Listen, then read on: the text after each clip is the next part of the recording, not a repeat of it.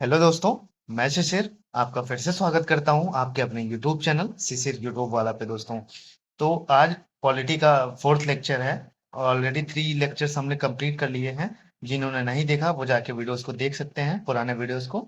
और हमारा Telegram channel शिशिर YouTube वाला ज्वाइन कर सकते हैं इसकी पीडीएफ पाने के लिए। ठीक है दोस्तों, तो चलिए।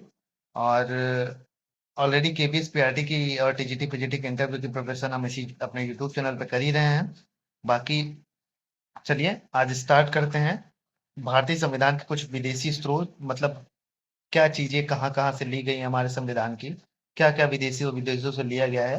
तो हमारे संविधान की चीजें, तो आइए उसको देखेंगे। बहुत प्यार से, बहुत आसान भाषा में हम चीजों को सीखेंगे। तो आइए देखते हैं भारतीय संविधान के विदेशी स्रोत।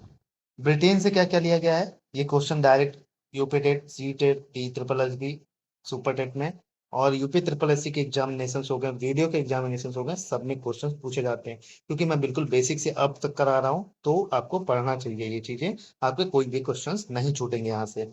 तो ब्रिटेन से क्या कर लिया गया, विधि का शासन ग्रहण किया गया। ठीक है, विधि का शासन ग्रहण किया गया। संसदीय जो हमारी पार्लियामेंट की व्यवस्था है वो कहाँ से ली गई है, ब्रिटेन से ली गई है। एकल नागरिकता, सिंगल सिटीजनशिप कहाँ से लिया गया है, ब्रिटेन से लिया गया है। द्विसदनात्मक व्यवस्था, राज्यसभा और लोकसभा की अपने यहाँ व्यवस्था है ना, तो ये कहाँ से लिया गया है, हमारे ब्रिटेन से लिया गया है। ठीक है। सर्वाधिक मत पाने वाला ही घोषित जीत घोषित होगा, तो ये भी कहाँ से लिया गया है कि जो हमारे यहाँ इलेक्शन होते हैं उसमें सबसे ज्यादा वोट जिसको मिलता है उसी को जीत घोषित किया जाता है। तो ये कहाँ लिया गया है, ब्रिटेन से। विधि का निर्माण, मतलब कानून का निर्माण कहाँ से लिया गया है, ब्रिटेन से। ठीक है। अब आइए देखते हैं दोस्तों, अमेरिका में चलते हैं कि अमेरिका ने हमसे हम क्या क्या छीन लिए या क्या क्या ले लिए। तो प्रस्तावना के शब्द हैं दोस्तों, जो कि हमने अमेरिका से लिए, जैसे समाजवाद और ये सब चीजें कहाँ से हैं। मूल अधिकार, फंडामेंटल राइट्स, ये इंपॉर्टेंट है, यूपी ट्रिपल एससी में पूछा गया क्वेश्चन है। मूल अधिकार कहाँ से लिया गया, अमेरिका से। स्वतंत्र न्यायपालिका, वित्तीय आपात, उपराष्ट्रपति का सभापति पदेन राज्यसभा के जो हैं उपराष्ट्रपति, वो अमेरिका से ही लिया गया है दोस्तों। सर्वोच्च न्यायालय में न्यायाधीशों को पद से हटाने का उपलब्ध उपद या प्रक्रिया, मतलब सर्वोच्च न्यायालय में सुप्रीम कोर्ट से हम जो न्यायाधीशों को हटाते हैं, वो प्रोसेस हमारा कहाँ से लिया गया है, अमेरिका से ही लिया गया है। ठीक है। नेक्स्ट देखते हैं कनाडा से क्या क्या लिया गया है। कनाडा में आ गए हम अब। संघीय व्यवस्था, सशक्त केंद्र, अवशिष्ट शक्तियों केंद्र के अधीन, जो भी अवशिष्ट शक्तियां हैं जो हमारे केंद्र के अधीन है, उनको कनाडा से लिया गया है। अब आइए देखते हैं आयरलैंड से क्या क्या लिया गया है दोस्तों। राज्य के नीति निदेशक तत्व, डीपीएसपी। ठीक है, डीपीएसपी जो कि बहुत इंपॉर्टेंट होता है, ये कहाँ से लिया गया है, ये लिया गया है आयरलैंड से। ठीक है। राष्ट्रपति का इलेक्शन भी वहीं से आयरलैंड से ही लिया गया है। राष्ट्रपति का चुनाव अगर पूछा जाता है एग्जाम में, राष्ट्रपति का चुनाव कहाँ से लिया गया है, तो आयरलैंड से लिया गया है। राज्यसभा में सदस्यों का नामांकन, राज्यसभा में जो भी सदस्य होते हैं उनका जो नामांकन होता है वो कहाँ से लिया गया है, आयरलैंड से हो गया है। ठीक है।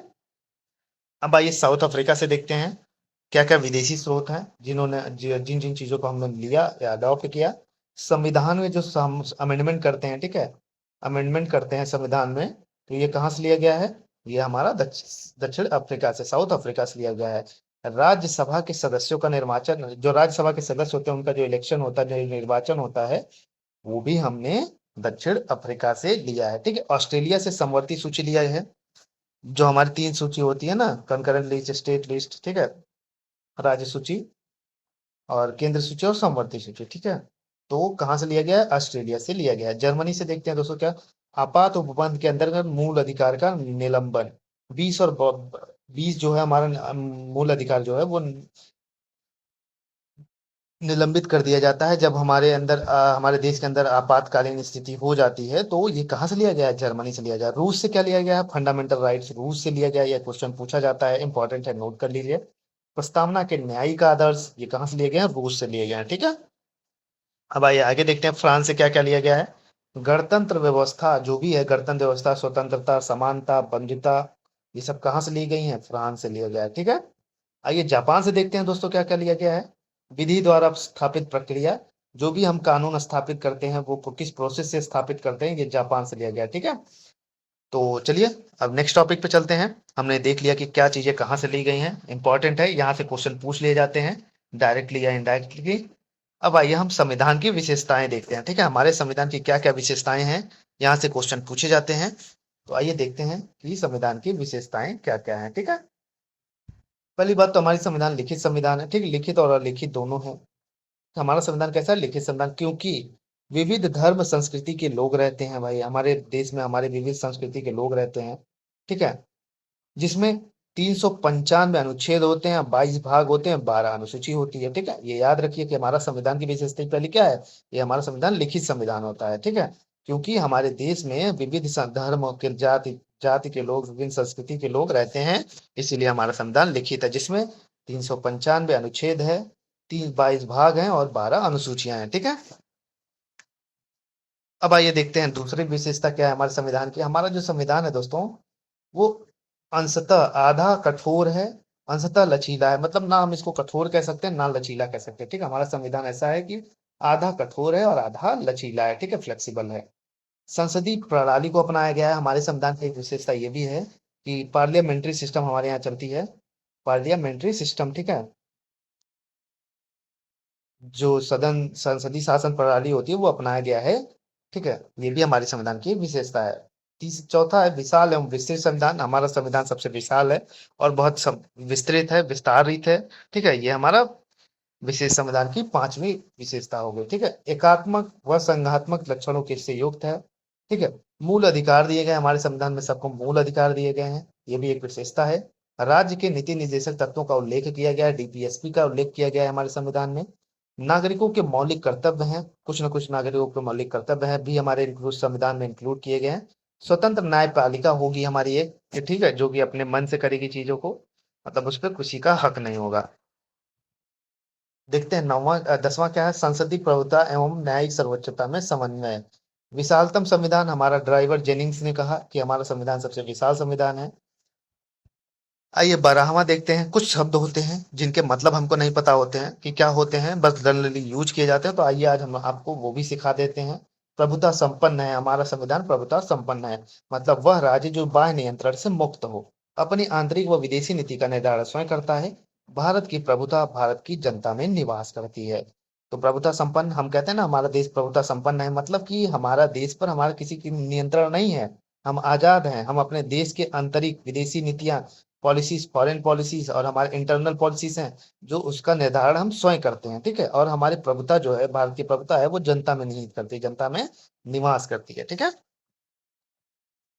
अब आइए देखते हैं लोकतंत्रात्मक। डेमोक्रेसी का क्या मतलब होता है? ठीक है, डेमोक्रेसी बोलते लोगों को, देखो ये बहुत लोगों को नहीं पता होगी चीजें। ठीक है, मैं आपको बिल्कुल बेसिक सी चीजों को सिखाने की कोशिश कर रहा हूँ। तो डेमोक्रेसी का मतलब होता है देश का शासन सीधे जनता द्वारा निर्वाचित प्रतिनिधियों के माध्यम से किया जाता है। ये प्रतिनिधि जनता के प्रति उत्तरदायी होते हैं। प्रत्येक 5 वर्ष पर जनता अपने प्रतिनिधि चुनती है। सीधी सी बात, हमारे यहाँ डेमोक्रेसी लोकतंत्रात्मक है। ठीक है, इसका मतलब ये होता है कि देश का शासन जो है वो सीधे जनता द्वारा, जो प्रतिनिधि चुने जाएंगे, वो जो प्रतिनिधि होंगे वो जनता के द्वारा चुने जाएंगे। ठीक है, ये जो प्रतिनिधि होंगे वो जनता के प्रति लाइबिलिटी होंगी उनकी, मतलब रिस्पॉन्सिबल होंगे, वो जनता के लिए ही कार्य करेंगे। ठीक है, प्रत्येक 5 वर्ष में जनता अपने प्रतिनिधि चुनती है। ठीक, हर 5 साल में अपना प्रतिनिधि बदल सकती है जनता। ठीक है, अब आइए पंथ निरपेक्षता होती है। पंथ निरपेक्षता का मतलब क्या होता है आपको सिखाते हैं। 42वें संविधान संशोधन द्वारा जोड़ा गया। अगर आपसे एग्जाम में पूछा जाता है कि पंथ निरपेक्षता शब्द कब जोड़ा गया, तो 42वें संविधान संशोधन द्वारा ये जोड़ा गया, पंथ निरपेक्षता। ऐसा राष्ट्र जो किसी विशेष धर्म को राज धर्म के रूप में मान्यता प्रदान नहीं करता, सभी धर्मों के प्रति समान व्यवहार करता है, इसी को हम लोग क्या कहते हैं? पंथ निरपेक्षता। ठीक है, मतलब पंथ निरपेक्षता भाई ऐसा राज्य है हमारा। पहली बात तो ये याद रखिए, पंथ निरपेक्षता जो वर्ड है वो 42वें संवैधानिक संशोधन द्वारा जोड़ा गया। और हमारा देश ऐसा राष्ट्र है जो भी किसी विशेष धर्म को प्रमोट नहीं करता या मान्यता नहीं देता कि आप मुस्लिम है तो सबको मुस्लिम रहना है, ये हिंदू है तो हिंदू। तो सभी धर्मों के प्रति समान व्यवहार, एक समान व्यवहार हमारे देश में प्रचलित है, इसी को पंथ निरपेक्षता कहते हैं। ठीक है, तो आशा करते हैं आपको ये चीजें समझ में आ गई होंगी। अनुच्छेद 25 से 28 के मध्य धर्म की स्वतंत्रता का अधिकार दिया गया है हमारे संविधान में। ठीक है, अब आइए देखते हैं समाजवाद। ठीक है, ये क्वेश्चन डायरेक्ट यहाँ से पूछ लिए जाते हैं, ये मत सोचिएगा कि मैं आपको ऐसे ही सिखा रहा हूँ। ठीक है, यहाँ से पूछ लिए जाएंगे क्वेश्चन, यूपी पीसीएस यूपीएससी तक क्वेश्चन यहाँ से पूछ लिए जाते हैं।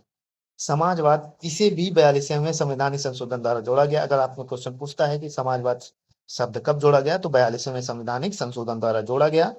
सामान्यतः इसका तात्पर्य ऐसी व्यवस्था से है जिसमें उत्पादन के मुख्य साधन या तो राज्य के हाथ में या उसके नियंत्रण में, किंतु भारतीय समाजवाद एक मिश्रित अर्थव्यवस्था पर बल देता है। सीधी सी बात, समाजवाद का अर्थ यहाँ पे ये है कि जो भी, मतलब जो भी हमारे देश में उत्पादन या हमारे राज्य में जो भी उत्पादन होगा, उस या के मुख्य साधन या तो राज्य के हाथ में या उसके नियंत्रण में। ठीक है, मतलब जो राज्य का चीजें जो भी उत्पादन हो रही है राज्य में, वो राज्य के हाथ में होगा। ठीक है, या मुख्य साधन जिसके द्वारा उपयोग मतलब उत्पादन हो रहा है, वो राज्य के हाथ में होगा या उसके नियंत्रण में होगा। लेकिन भारतीय समाजवाद एक मिश्रित अर्थव्यवस्था पे बल देती है। मतलब हमारी जो अर्थव्यवस्था है वो एक कैसी अर्थव्यवस्था है, मिश्रित अर्थव्यवस्था है। ठीक है, अब आइए संसदीय सरकार देखते हैं दोस्तों। एक छोटा सा प्यारा सा टॉपिक है संसदीय सरकार। ब्रिटेन में जन्म हुआ इसका। संसदीय सरकार कहाँ से लिया गया? ब्रिटेन में। संघात्मक संविधान में दो प्रकार की सरकार की स्थापना की जा सकती है। जहां भी संघात्मक संविधान होते हैं वहां पे दो प्रकार की स्थापना की जाती है। कैसी? संसदीय सरकार की और अध्यक्षात्मक सरकार की। ठीक है, तो ये याद रखिएगा संसदीय सरकार क्या होती है। इसका ब्रिटेन में जन्म हुआ। संघात्मक संविधान में दो प्रकार के सरकार की स्थापना की जा सकती है। पहला होता है संसदीय सरकार, दूसरा होता है अध्यक्षात्मक सरकार। ठीक है, अब आइए मूल अधिकार देखते हैं। ठीक, ये सब इंपॉर्टेंट फैक्ट है। भाग 3 में है अनुच्छेद 12 से 35 तक। डीपीएसपी भाग 4 में है अनुच्छेद 36 से 51 तक। ठीक है, वयस्क मताधिकार, चाहे स्त्री या पुरुष जो 18 वर्ष के हैं उसे मतदान का अधिकार है। ठीक है, डीपीएसपी में ये दिया गया। ठीक है, स्वतंत्र न्यायपालिका है हमारी पास। प्रजातंत्र का आधारशिला है। न्यायिक पुनर्विलोकन की शक्ति है इसके पास। स्वतंत्र न्यायपालिका है हमारे पास। ठीक है, तो आपको आज हमने पढ़ा किसके बारे में? आज हमने पढ़ा कि हमारे संविधान में विदेशी स्रोत का क्या-क्या है और हमारे संविधान की विशेषता क्या-क्या है। तो ऐसे ही दोस्तों अपना प्यार बनाए रखिए। धीरे-धीरे हमारी यूट्यूब की फैमिली 400 के करीब होने वाली है। तो आशा करते हैं आपको चीज़ें बहुत आसान तरीके से समझाने की कोशिश कर रहा हूँ और आपको आपकी तरफ से बहुत प्यार मिल रहा है। मैं ऐसे ही आपके सामने प्रस्तुत रहता रहूँगा। एक नए वीडियो लाता रहूँगा और फिर से प्रस्तुत होऊँगा आपके सामने एक नए टॉपिक के साथ, एक नई ऊर्जा के साथ, एक नए जोश के साथ। तो ऐसे ही चैनल अगर वीडियो पसंद आए तो लाइक और सब्सक्राइब ज़रूर कर दीजिए। फिर मिलेंगे। जय हिंद, जय भारत।